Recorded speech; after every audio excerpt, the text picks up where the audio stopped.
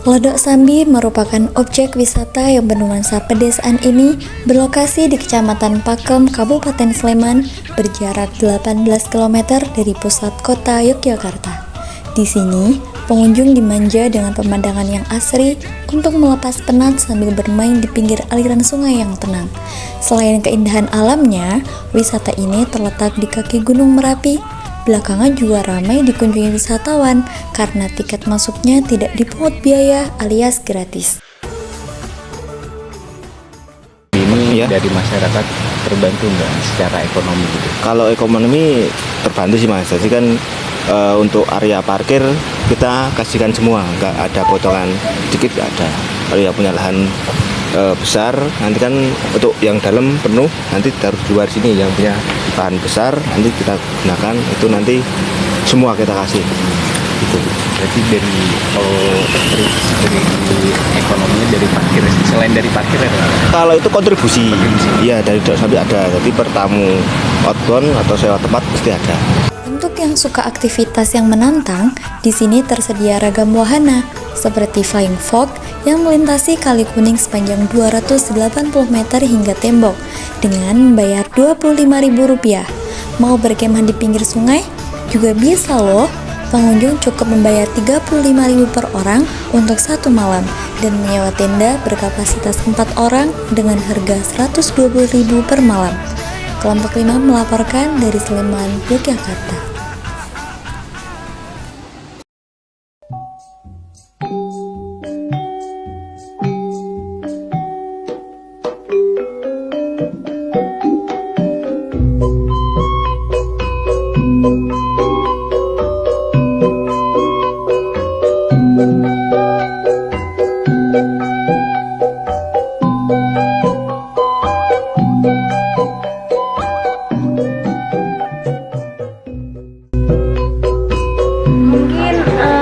Awalnya sejarahnya dulu gimana Mas? Awal pertama tuh tahun berapa? Kalau Lodok Sambi ini sebenarnya udah sejak 2003. Cuman dulu itu sebelum Covid, core bisnisnya tuh hanya outbound sama camping ground aja. Maksudnya outbound dan camping ground aja itu kita berarti dulu itu nggak terbuka untuk umum. Kita hanya dibuka ketika ada reservasi. Kalau ditanyain bisnisnya seperti apa ya bayangin aja kayak Kedua Serbaguna. Kedua Serbaguna itu kan kalau ada yang pakai ya dibuka khusus untuk tamunya. Kalau lagi nggak ada yang pakai ya dia tertutup untuk umum. Ya kurang lebih dulu saya di sini seperti itu. Cuman kita hanya outbound sama camping ground dalam jumlah besar. Nah itu kalau dari dulu kami udah bekerja sama dengan masyarakat. Bekerja samanya dari segi apa? Misal dari tamu outbound atau camping ground. Kalau misalnya ada permintaan makan, prasmanan gitu, kami kerjasama sama Ibu PKK. Jadi kami menyalurkan, kami bantu menjadwalkan, dan kami bantu memilihkan menunya.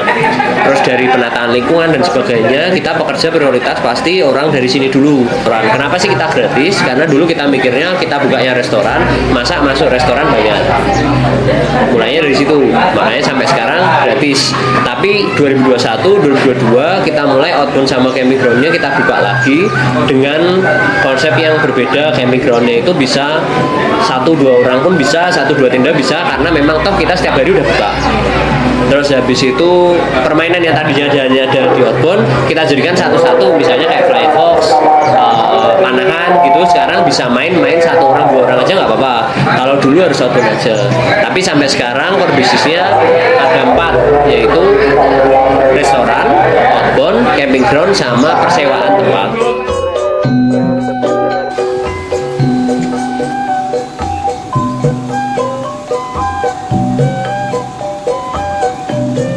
Mayoritas karyawan di sini mungkin 70% dari warga sekitar, sisanya dari luar. Kenapa ada sisanya? Karena ya jumlahnya sudah tidak memungkinkan kalau harus semua dari warga sini gitu. Kalau yang dari warga sini itu kita sebenarnya seleksinya tidak terlalu ketat, karena kan kita pekerja di sini itu mayoritas sudah warga sini, sudah kenal dari lama. Manajemen pun di manajemen itu kami manajemen itu ada sekitar 14 orang.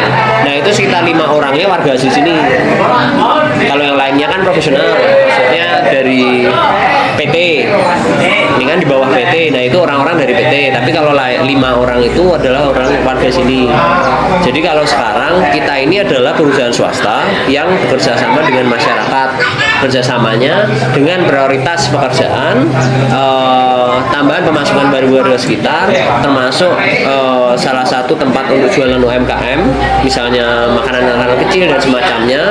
Juga kita ada kerjasama dengan Ibu PKK. Jadi kalau misalnya outbound, prasmanan, sewa tempat, itu kita makanannya dari ibu-ibu kelompok ibu-ibu PKK. Kita hanya membantu menjadwalkan dan menyalurkan.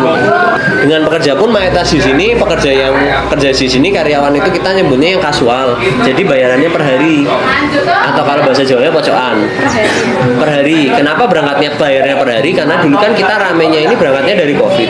Ketika COVID itu warga nggak bisa kerja sebulan dulu baru terima uang, karena kan butuh uang. Jadi dulu permintaannya kerja per hari aja. Jadi kapan pagi datang kerja sehari, pulang udah terima uang. Karena waktu itu kan pas COVID semua orang butuh uang.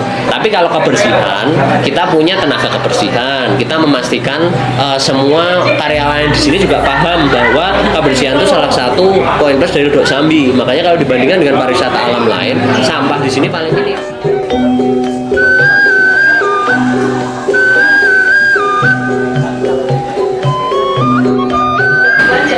Saat ini cara nge-branding dari Dok Sambi ini seperti apa, Mas? Kalau branding kita sih ada salah satu jargonnya kita tuh alami desa asli Sambi. Alami desa asli Jogja, sorry. Alami desa asli Jogja. Nah, kami berusaha tetap semuanya mulai dari produk, branding sama marketingnya kita fokusnya di situ. Jadi kalau alami ya bagaimana alami, bagaimana seperti desa asli juga di sini gitu. Termasuk kalau harga, dari segi harga itu kan juga salah satu branding ya. Harga itu kita memang arahnya ke murah, ke arah murah. Makanya kita kayak mungkin kalau pariwisata parkiran aja mayoritas mobil 10.000, kita masih 5.000 kayak gitu. Kalau makanan juga kita nggak ada yang di atas 20.000 makanannya. Kita juga seperti itu, masih di arah seperti itu. Nah, terus kalau misalnya branding di digital marketingnya, kita juga disebutnya soft selling. Kita nggak yang beneran jualan hard selling. Misalnya kayak apa ya? Kalau misalnya kayak toko batik itu kan itu hard selling ya. Mereka harus nampilin katalog dan semacamnya. Kalau kami kan nggak seperti itu. Sebenarnya tampilin katalog juga bisa, katalog tenda kami, camping kami, outbound kami. Tapi kami nggak seperti itu. Cara kami memang seperti itu.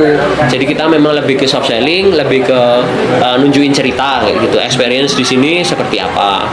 Langkah awalnya itu, langkah awal yang dilakukan itu apa? Dari PT Gas sendiri? Itu ya diskusi dengan warga.